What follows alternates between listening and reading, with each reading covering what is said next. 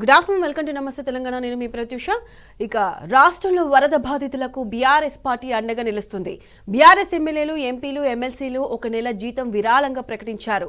3 రోజులవుతున్నా ఖమ్మం రోడ్లు, ఇండ్లన్నీ బురదలోనే మగ్గుతున్నాయి. క్షేత్రస్థాయిలో బాధితులకు కనీస అవసరాలు అందడం లేదు. ప్రభుత్వ నిర్వాకంతో సాగర్ కెనాల్కు గండిపడింది. పొలాలను వరద ముంచెత్తడంతో రైతన్నలకు తీవ్ర నష్టం వాటిల్లింది. ఇలాంటి మరిన్ని లేటెస్ట్ అప్డేట్స్ చూసే ముందు హెడ్లైన్స్ ఒకసారి చూద్దాం. తిండి, నీళ్లు, కరెంటు లేక అల్లాడుతున్న ఖమ్మం ప్రజలు. వరద అంచనాలో రాష్ట్ర ప్రభుత్వం విఫలమైందన్న పువ్వాడ. ప్రజలను ఆదుకోవడానికి వెళ్తే కాంగ్రెస్ గుండాల దాడులు. చిల్లర రాజకీయాలతో ప్రజల్ని భయపెడుతున్నారన్న బీఆర్ఎస్ నేతలు. పెండింగ్ జీతాలు అడిగినందుకు ఉద్యోగాలు తీసేస్తారా? గురుకుల టీచర్లు, లెక్చరర్ల తొలగింపు దుర్మార్గమన్న హరీష్ రావు. రాత్రికి రాత్రే గురుకులాలో 2000 మంది తొలగింపు అన్యాయం. విద్యార్థులు తీవ్రంగా నష్టపోతారన్న ప్రవీణ్ కుమార్. హర్యానాలో కుండపోత వర్షాలు, జల దిగ్బంధంలో పలు పట్టణాలు.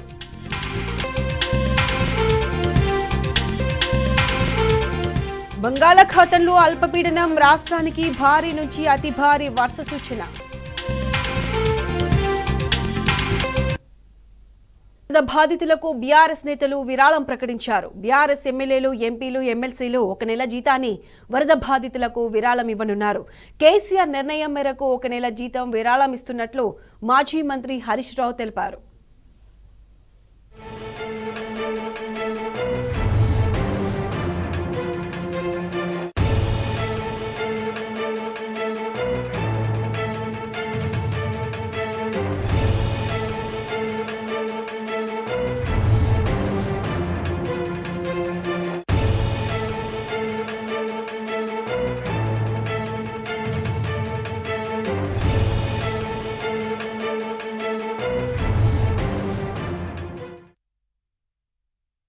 సిద్దిపేట నుంచి రేపు ఒక 5-6 లారీలల్లా బియ్యం కానీ, పప్పు కానీ, నూనె కానీ, బట్టలు కానీ, జంకాన్లు కానీ, వాళ్ళకు సబ్బులు కానీ ఏమేం కావాలో ఒక 5-6 లారీలల్లా ఎంతో ఉడతా భక్తిగా, మనమేం వాళ్ళ కష్టం తీర్చలేం, వాళ్ళ దుఃఖం తీర్చలేం, వాళ్ళ పోయిన నష్టాన్ని మనం తీర్చలేం.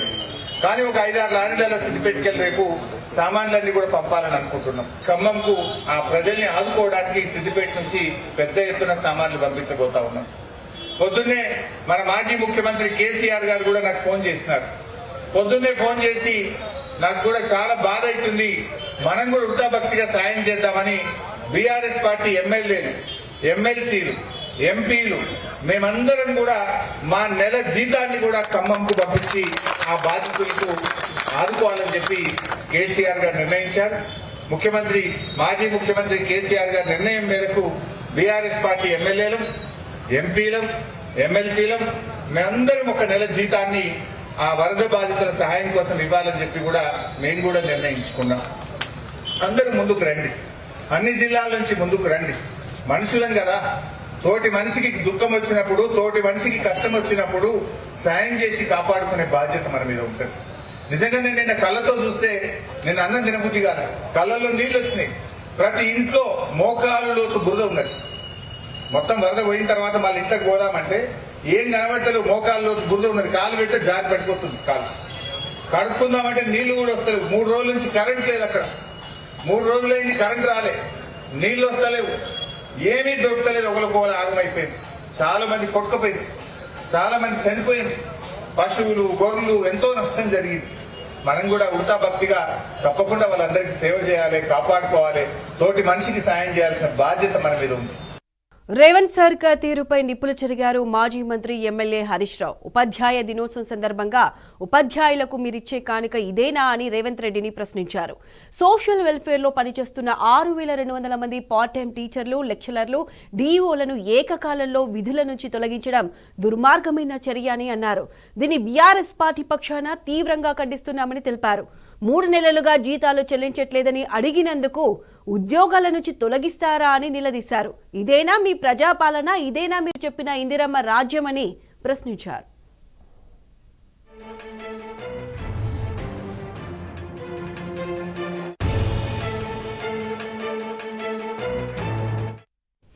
కాంగ్రెస్ తీరుపై మండిపడ్డారు మాజీ మంత్రి హరీష్ రావు. విద్యా సంవత్సరం మధ్యలో టీచర్లను తొలగించి వారి కుటుంబాల్లో తీరని శోకాన్ని మిగిల్చారన్నారు. విద్యార్థుల భవిష్యత్తును తీర్చిదిద్దే ఉపాధ్యాయుల బతుకులను ఆగం చేశారని ఆగ్రహం వ్యక్తం చేశారు. మరోవైపు ప్రభుత్వ నిర్లక్ష్యం, అర్థం లేని నిర్ణయం వల్ల వేలాది మంది విద్యార్థుల భవిష్యత్తు ప్రశ్నార్థకంగా మారిందన్నారు. తొలగించిన పార్ట్ టైం లెక్చరర్లు, టీచర్లు, డీఈఓలను వెంటనే తిరిగి విధుల్లోకి తీసుకోవాలని అన్నారు. అది కాక 3 నెలల పెండింగ్ జీతాలను వెంటనే చెల్లించాలని ప్రభుత్వాన్ని డిమాండ్ చేశారు.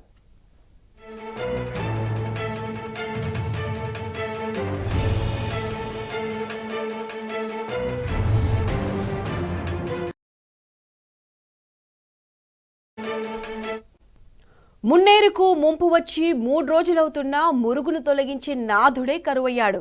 కట్టుబట్టలతో ఉన్న బాధితులకు పస్తులు తప్పడం లేదు. అధికారులు, కాంగ్రెస్ నాయకులు అక్కడక్కడ కనిపిస్తున్నారే తప్ప క్షేత్రస్థాయిలో బాధితుల కనీస అవసరాలను పట్టించుకోవట్లేదు.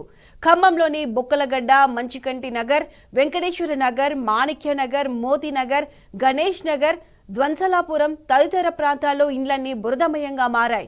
ఇండ్లలో బురదను శుభ్రం చేయడానికి కనీసం నీళ్లు కూడా సరఫరా చేయడం లేదు. కార్పొరేషన్ అధికారులు ట్యాంకర్లను ఏర్పాటు చేసినా సరిపడా అందుబాటులో లేక ఇబ్బందులు పడుతున్నారు. కనీసం బ్లీచింగ్ కూడా చల్లడం లేదు. అంటు రోగాలు ప్రబలే అవకాశం ఉన్నా కనీస వైద్య శిబిరాలు ఏర్పాటు చేయలేదు.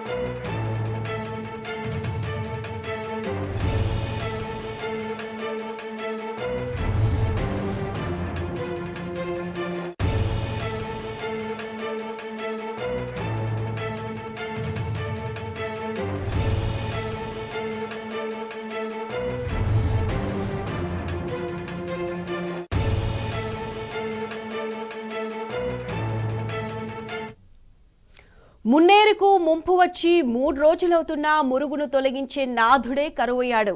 కట్టుబట్టలతో ఉన్న బాధితులకు పస్తులు తప్పడం లేదు.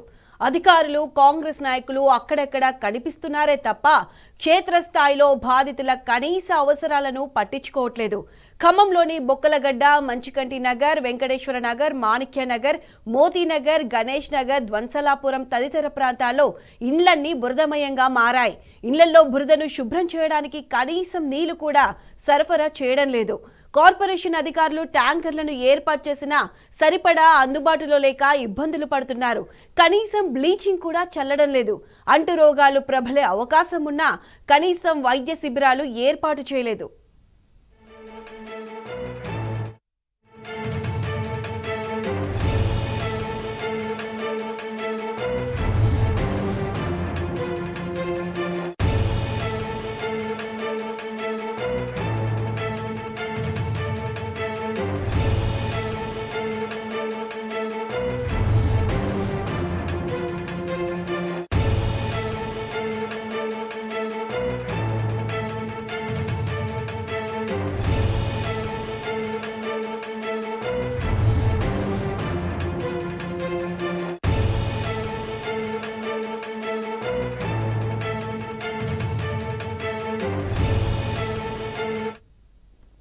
మున్నేరుకు ముంపు వచ్చి 3 రోజులవుతున్నా మురుగును తొలగించే నాథుడే కరువయ్యాడు.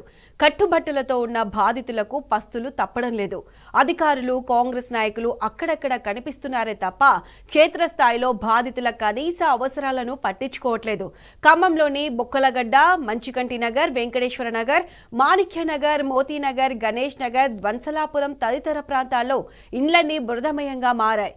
ఇండ్లలో బురదను శుభ్రం చేయడానికి కనీసం నీళ్లు కూడా సరఫరా చేయడం లేదు. కార్పొరేషన్ అధికారులు ట్యాంకర్లను ఏర్పాటు చేసినా సరిపడా అందుబాటులో లేక ఇబ్బందులు పడుతున్నారు. కనీసం బ్లీచింగ్ కూడా చల్లడం లేదు. అంటు రోగాలు ప్రబలే అవకాశం ఉన్నా కనీస వైద్య శిబిరాలు ఏర్పాటు చేయలేదు.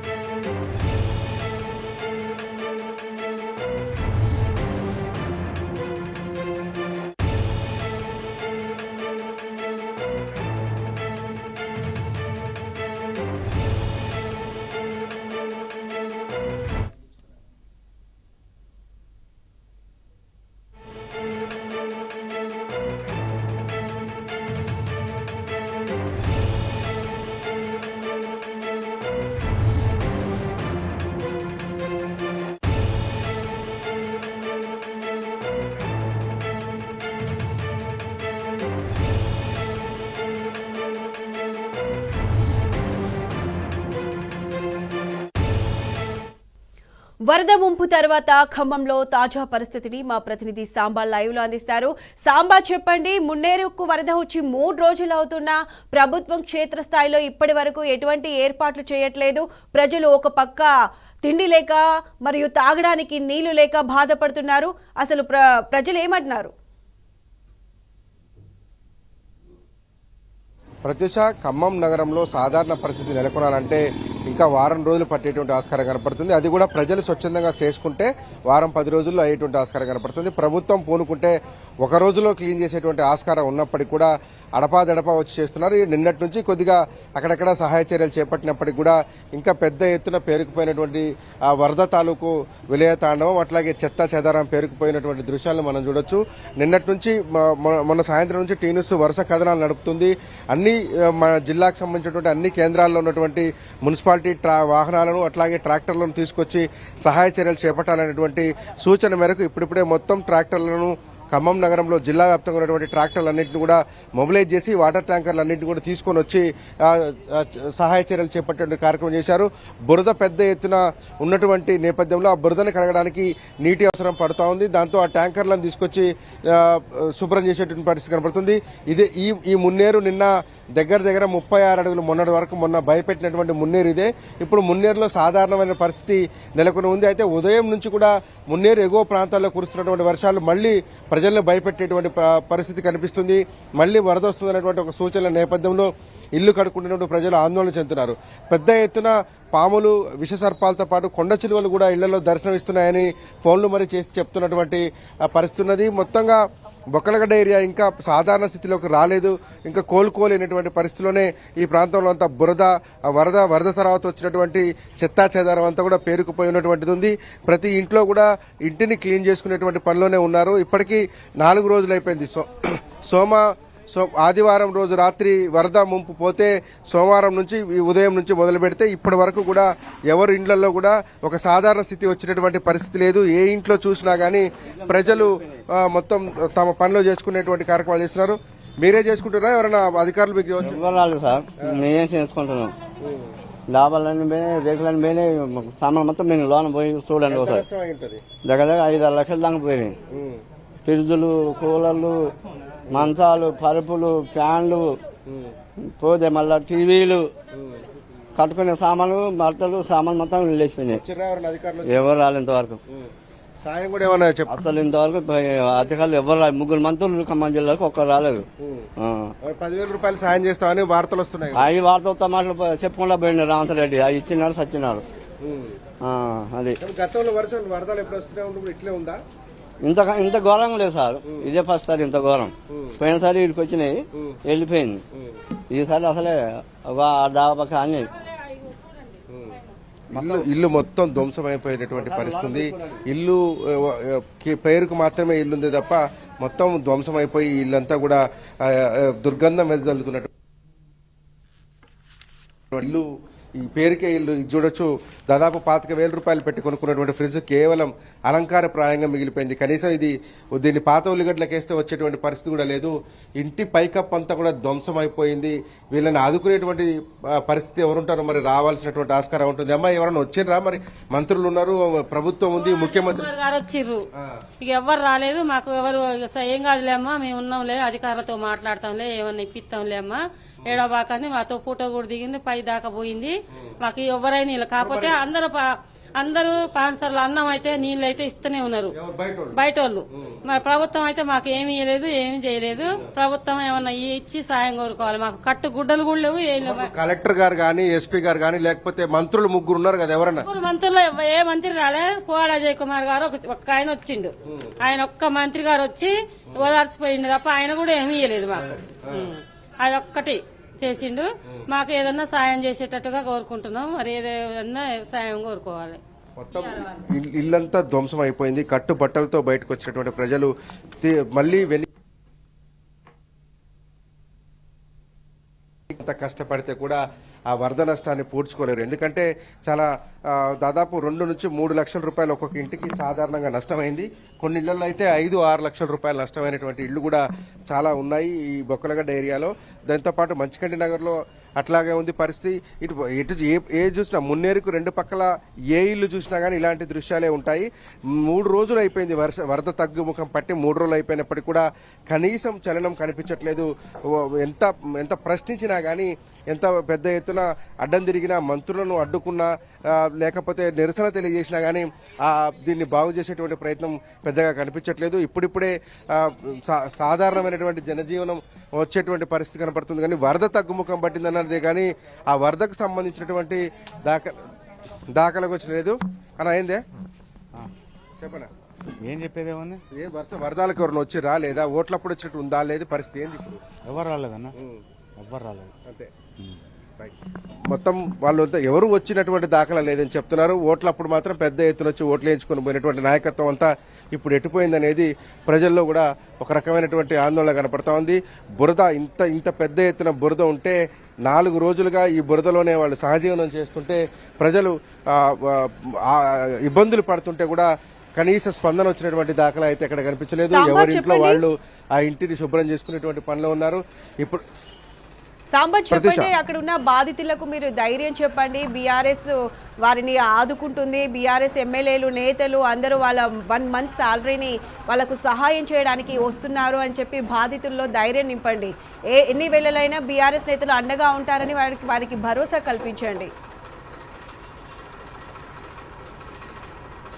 ప్రతిశ కొద్దిసేపటి క్రితం బీఆర్ఎస్ పార్టీకి సంబంధించినటువంటి ఒక ప్రకటన వెలువడినట్టుగా మనకు సమాచారం వస్తుంది.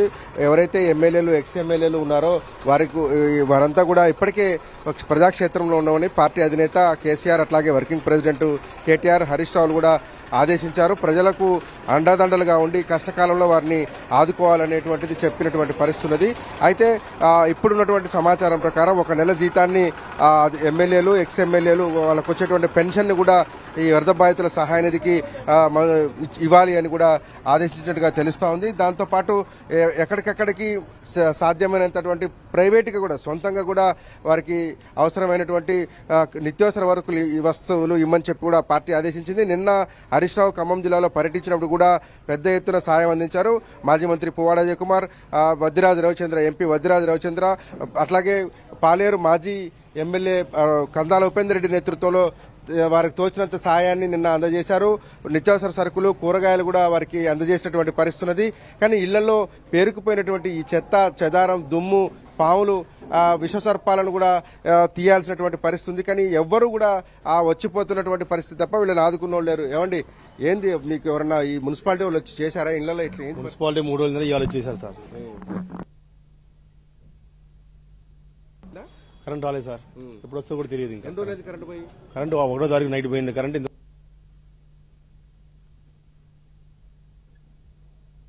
సమాచారం వారికి అందుబాటులో కూడా స్విచ్ ఆఫ్ అయిపోయి ఉన్నాయి. ఎవరితో మాట్లాడినా ఫోన్లన్నీ కూడా స్విచ్ ఆఫ్ అయిపోయి ఉన్నాయి. ఎవరితో మాట్లాడినా ఇదే పరిస్థితి ఉంది. ఒక్కొక్క ఇంటికి లక్షల్లో నష్టం వాటిల్లినా కానీ ఆ ప్రభుత్వం నుంచి 10,000 రూపాయల సాయం అనేటి వాటే వస్తుంది తప్ప వేరే మాట లేదు. నిన్న ఇదే ప్రాంతంలో పర్యటిస్తున్నటువంటి బీఆర్ఎస్ నాయకత్వం మీద కాంగ్రెస్ సంబంధించినటువంటి వాళ్ళు దాడి చేసి పంచుతున్నటువంటి సాయాన్ని, ఏదైతే ప్రజలకు పంపిణీ చేసేందుకు తీసుకొచ్చినటువంటి సాయాన్ని కూడా పంచకుండా చేసినటువంటి పరిస్థితి ఉండింది.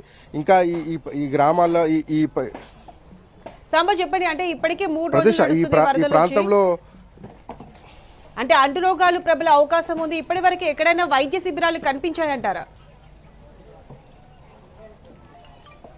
ఎక్కడా వైద్య శిబిరాలను ఏర్పాటు చేయలేదు. అసలు వైద్య ఆరోగ్య శాఖ మొద్దు నిద్రపోతున్నట్టుగా అర్థమవుతుంది. గత 3 రోజులుగా టీన్యూస్ దీనికి సంబంధించినటువంటి ప్రశ్నలు సంధిస్తూనే ఉంది. వైద్య ఆరోగ్య శాఖ ఎక్కడ పోయింది? వైద్య ఆరోగ్య శాఖ నుంచి బ్లీచింగ్ పౌడర్ తీసుకొచ్చి ఇక్కడ ఉన్నటువంటి ప్రాంతాలలో చల్లి కొంత వీళ్ళకి అంటువ్యాధులు ప్రబలకుండా చేయాలని గత 3-4 రోజులుగా మనం ప్రశ్నిస్తూనే ఉన్నాం. కానీ ముఖ్యమంత్రి పర్యటించిన ప్రాంతంలో మాత్రమే ఒక 4 బస్తాలు బ్లీచింగ్ పౌడర్ తీసుకొచ్చి చల్లి ఆ పని ఏదో అయిపోయింది అనిపించినట్టు తప్ప సాధారణంగా ఈ ప్రజలు తిరిగేటువంటి ప్రాంతంలో ఎక్కడా కూడా బ్లీచింగ్ పౌడర్ చల్లినటువంటి దాఖలాలు లేవు. అట్లాగే దోమల నివారణకు ఫాగింగ్ చేయమని చెప్పి ఆదేశాలు మాత్రమే ఇచ్చారు తప్ప అమలులో ఆ పరిస్థితిని మరిచారు. మొత్తం ఈ ప్రాంతం అంతా చూడొచ్చు, ఎక్కడ కూడా బ్లీచింగ్ చల్లినట్టుగా మీకు కనిపించదు. బ్లీచింగ్ ఎందుకంటే చల్లితే ఈ రోడ్ల మీదే ఉంటుంది కదా. బ్లీచింగ్ చల్లినా కానీ, ఫాగింగ్ చేసినా కానీ, లేకపోతే ఈ మురికి కాలువలో ఏదైతే డ్రైనేజ్ కాలువలు ఉన్నాయో వాటిని శుభ్రం చేసి వాటిలలో ఈ నాఫ్తలిన్ గోళీలు కావచ్చు, లేకపోతే కొంత ఈ దోమలు చేరకుండా స్ప్రే చేసేటువంటి కెమికల్ కానీ ఏమీ చేయలేదు. కానీ చేస్తున్నట్టుగా మాత్రం ప్రకటనలు ఇస్తున్నారు. అత్యంత దారుణమైన అంశం ఏంటంటే స్వచ్ఛంద సేవా సంస్థలు సాధారణమైనటువంటి వ్యక్తులు తీసుకొచ్చి పంచుతున్నటువంటి ఆహార పొట్లాలు, వాటర్ బాటిల్స్ కూడా తమ ఖాతాలో వేసుకునేటువంటి ప్రయత్నం చేస్తున్నారు. అధికార పార్టీకి సంబంధించినటువంటి నాయకులు కావచ్చు, అట్లాగే దీనికి సంబంధించినటువంటి ప్రజాప్రతినిధులు కావచ్చు. ఎవరో తీసుకొచ్చి ఇచ్చినటువంటి వాటిని కూడా మేమే పంచాం, మేమే మీకు నిన్న అన్నం పెట్టాం, మొన్న అన్నం పెట్టాం అనేటువంటిది ప్రచారం చేస్తున్నారని రావణపేటలో వరద బాధితులు మన టీ న్యూస్ దృష్టికి తీసుకొచ్చినటువంటి పరిస్థితి. ఏం చెప్పినా ఎంత చెప్పినా కానీ ప్రభుత్వంలో చలనం లేకపోతే, మంత్రుల్లో చురుకుదనం లేకపోతే, ఆదుకోవాలనేటువంటి ఒక మంచి ఆలోచన లేకపోతే ఎంత చెప్పి కూడా చెవిటోడి ముందు శంఖం ఊదిరా అనేటువంటిది సామెతనే ఉంది తప్ప ఈ ప్రభుత్వానికైతే మటుకు ఉలుకు పలుకున్నట్టుగా లేదు. వేల మంది ఇబ్బందులు పడుతూ ఇంకా సాధారణ జీవితం రాకుండా ఉన్నటువంటి పరిస్థితి ఉన్నప్పటికీ కూడా దీనికి సంబంధించినటువంటి ఈ పునరావాస చర్యలు చేపట్టడంలో కావచ్చు, ఇక్కడ ఉన్నటువంటి రిలీఫ్ మెజర్మెంట్ తీసుకోవడంలో కావచ్చు, శుభ్రం చేసేటువంటి పరిస్థితుల్లో కావచ్చు, అసలు ఆ చురుకుదనమే కనిపించట్లేదు ప్రతి ఖమ్మంలో కావచ్చు. Okay, right Samba, thanks for the live updates.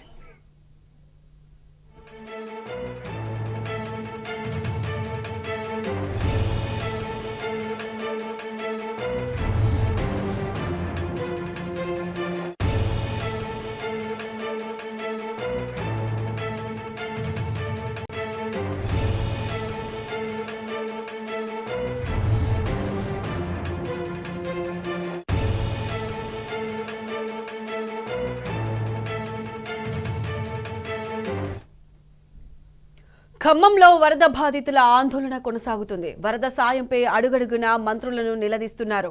Khammam rural మండలం రామన్నపేటలో మంత్రి పొంగులేటికి చేదు అనుభవం ఎదురైంది. మంత్రిని మున్నేరు ముంపు బాధితులు నిలదీశారు. మంత్రి కారును అడ్డుకొని ముందుకు వెళ్లనివ్వమని, మాకు ఏం న్యాయం చేస్తారో చెప్పాలని నిలదీశారు. మంత్రి పొంగులేటి గత్యంతరం లేక పోలీస్ పైలట్ వెహికల్లో వెనుతిరిగి వెళ్లిపోయారు.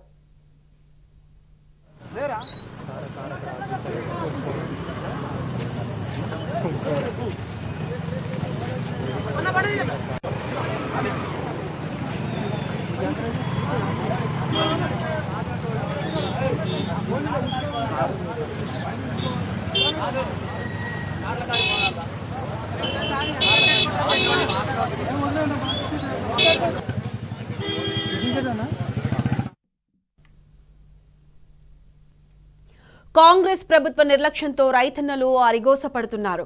సాగర్ కెనాల్కు గండిపడి రైతులు సర్వస్వం కోల్పోయారు. సూర్యాపేట జిల్లా నడిగుండ మండలం రామచంద్రపురం వద్ద గండిపడి సుమారు 500 ఎకరాలు మట్టి కొట్టుకుపోయి ఇసుక మెటలు వేశాయి. ఖమ్మం జిల్లా మంత్రుల నిర్లక్ష్యం వల్లనే గండిపడిందని అన్నదాతలు వాపోతున్నారు. దీనిపై మరింత సమాచారాన్ని మా ప్రతినిధి రాము అందిస్తారు.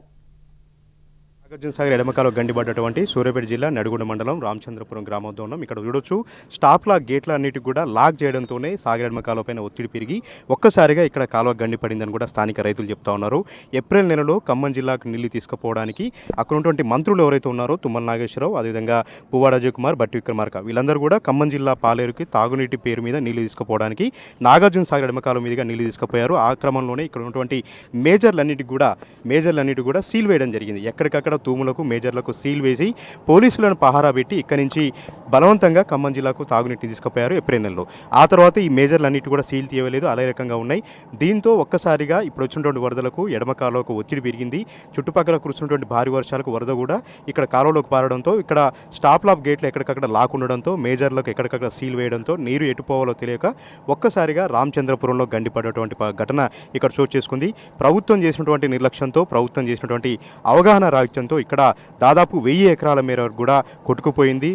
ఇసుక మేటలు వేసింది. రాళ్ళు రప్పలతో 1000 ఎకరాలు కంచూపు మేరలు ఎక్కడ చూసినా కూడా కడగళ్ళు మనకు కనిపిస్తూ ఉన్నాయి. రాళ్ళ దిబ్బలతో రైతులు కన్నీటి పర్యంతమవుతూ ఉన్నారు. రాళ్ళ దిబ్బలతో ఈ ప్రాంత రైతులందరూ కూడా ఎంతగానో దుఃఖపడుతున్నటువంటి పరిస్థితి ఇక్కడ కూడా నెలకొంది. ప్రస్తుతం మనం చూస్తూ ఉన్నాం ఇక్కడ ఒక రామచంద్రపురంలోని మేజర్ ఇది. ఇక్కడ మేజర్ కింద రైతులు ఎక్కడ నీళ్ళు తీసుకుపోతారో అన్నటువంటి భయంతో ఇక్కడ పోలీసులను పహారా పెట్టి మరి ఏప్రిల్ నెలలో ఇక్కడ ఉన్నటువంటి మేజర్లన్నిటి కూడా స్టాప్ లాక్ సీల్ వేయడం జరిగింది. ఆ సీల్ నీళ్ళని మళ్ళీ తీయలేదు, ప్రభుత్వం నిర్లక్ష్యంగా ఉంది, అధికారులు కూడా నిర్లక్ష్యంగా ఉన్నారు. ఫలితంగా ఇప్పుడు వచ్చినటువంటి వరదలకు ఇక్కడ ఉన్నటువంటి కాలువ గండిపడిందని కూడా ఇక్కడ ఉన్నటువంటి రైతులు ఎంతగానో మనవేదన చెందుతా ఉన్నారు, బోర్న విలిపిస్తూ ఉన్నారు. ఇది ముమ్మాటికి ప్రభుత్వం చేసినటువంటి నిర్లక్ష్యమే, ఖమ్మం జిల్లా మంత్రులు చేసినటువంటి నిర్లక్ష్యమే. ఈ విలయం అంతా కూడా కారణం ఖమ్మం జిల్లా మంత్రులే. ఇక్కడ మనుషులు చనిపోవడానికి కారణం ఖమ్మం జిల్లా మంత్రులే. ఇక్కడ వేల ఎకరాలు కొట్టుకుపోవడానికి కారణం కూడా ఖమ్మం జిల్లా మంత్రులే అని కూడా ప్రతి ఒక్కరు కూడా రైతులు బోర్న విలిపిస్తున్న పరిస్థితిని కూడా మనం చూస్తూ ఉన్నాం. ఎక్కడ చూసినా కూడా హృదయ విదారకమైనటువంటి దృశ్యాలు మనకి ఇక్కడ కనిపిస్తూ ఉన్నాయి. మోకాల లోతు నీళ్లతో, ఇక్కడ ఉన్నటువంటి ఇసుక దిబ్బలతో, రాళ్ల దిబ్బలతో ఈ ప్రాంతం అంతా కూడా ఒక రకమైనటువంటి భయానకమైనటువంటి వాతావరణం మనకు ఇక్కడ కనిపిస్తూ ఉంది.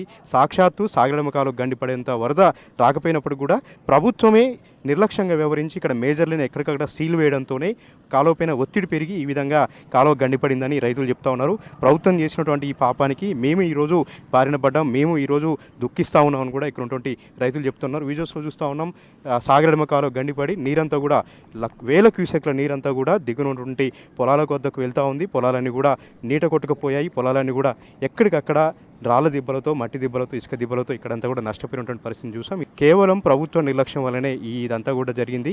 ఈ విలయం అంతా కూడా కారణం కాంగ్రెస్ పార్టీ ప్రభుత్వమే, ఖమ్మం జిల్లా మంత్రులే. ఖమ్మం జిల్లా మంత్రులు ఇది బలవంతంగా నీటిని తీసుకుపోయే ప్రయత్నంలో ఇక్కడ ఉన్నటువంటి మేజర్లకు ఎక్కడికక్కడ సీల్ వేయడంతోనే నీరు ఎటుపోవాలో తెలియక మేజర్లను ఓపెన్ చేయకపోవడంతోనే కాలువపైన ఒక్కసారిగా ఒత్తిడి పెరిగి ఈ విధంగా కాలువ గండిపడిందని కూడా ఏ రైతును కలిగించినా కూడా పుట్టెడు దుఃఖంతో ఉన్నారు. ఏ రైతును కలిగించినా కూడా కన్నింటి పరిమితం అవుతూ ఉన్నారు. ఎకరాకు 40-50 వేల రూపాయల పెట్టుబడులు పెట్టి పచ్చని పంట పొలాలు మేము సాగు చేసుకుంటుంటే ఇక్కడ మేజర్లను మూసివేసి తూములను అన్నింటిని కూడా సీల్ చేయడంతోనే సాగర్ ఎడమకాలో గండిపడి తమ పొలాలను కూడా కొట్టుకుపోయాయని రైతులు కన్నీరు మున్నీరుగా విలిపిస్తున్నటువంటి విజువల్స్ అంతా కూడా మనం చూస్తూ ఉన్నాం.